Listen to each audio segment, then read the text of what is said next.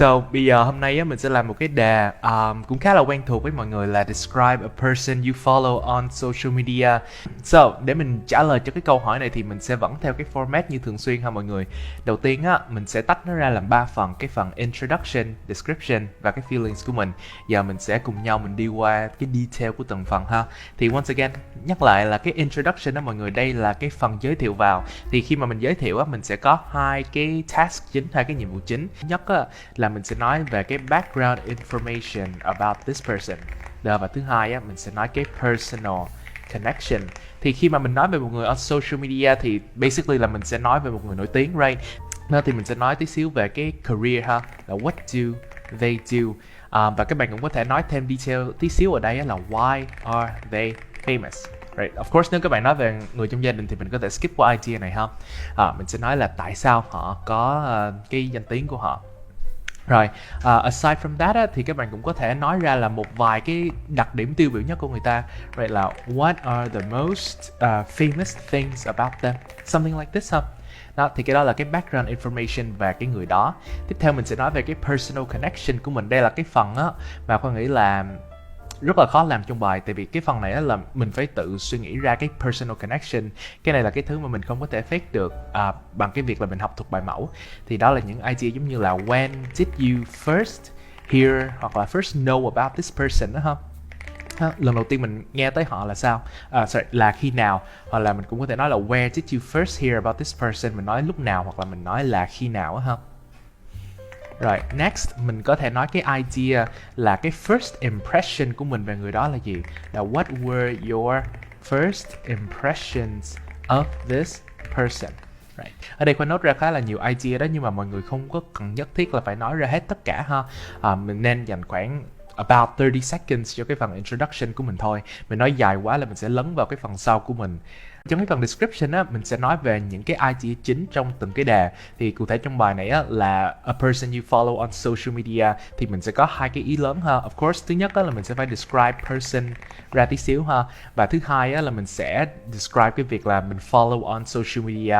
Cụ thể ở đây á, là mình sẽ nói về những cái bài đăng trên social media của họ và tại sao mình lại thấy những cái thứ đó nó thú vị. Được không? Rồi, thì describe cái person đó. Và cái thứ hai á, là talk about their social media page. Alright, mình start với cái việc mình describing a person đi ha.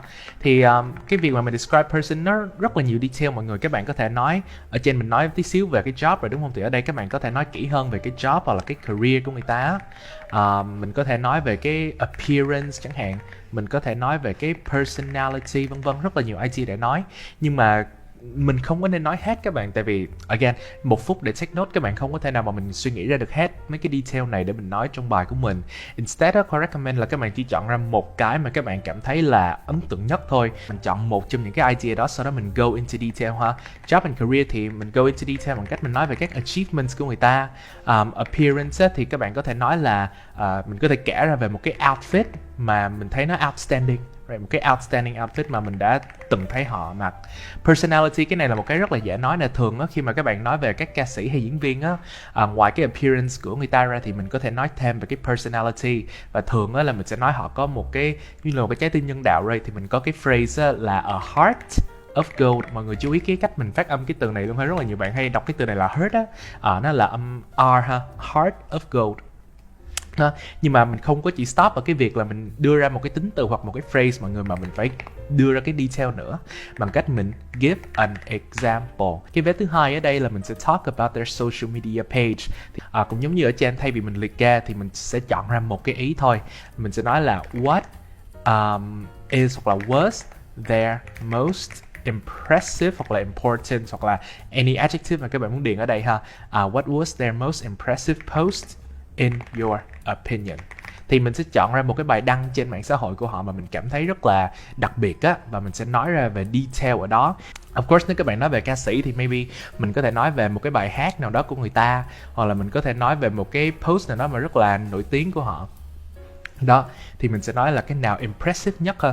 Sau đó mình đưa ra cái opinion của mình về cái đó, mình cảm thấy cái bài post như thế nào. Sau khi các bạn nói xong hết cái idea trong phần description rồi thì mình sẽ chốt lại cái bài của mình bằng cái feeling ha, cái cảm nhận. Ở đây cảm nhận á, mình có thể đưa ra cảm nhận về hai thứ ha. Thứ nhất á, là về cái social media page của họ. Tại vì once again cái đề này nó đang kêu mình là follow on social media mà, thì mình nói là what are your thoughts on their social media page chẳng hạn. Và ngoài cái đó ra đó thì mình of course mình có thể nói về about them in general ha.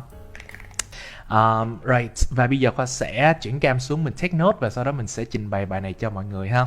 Ok, bây giờ mình sẽ take note cho đề describe a person you follow on social media. Mình sẽ có 1 phút starting in 3, 2, 1.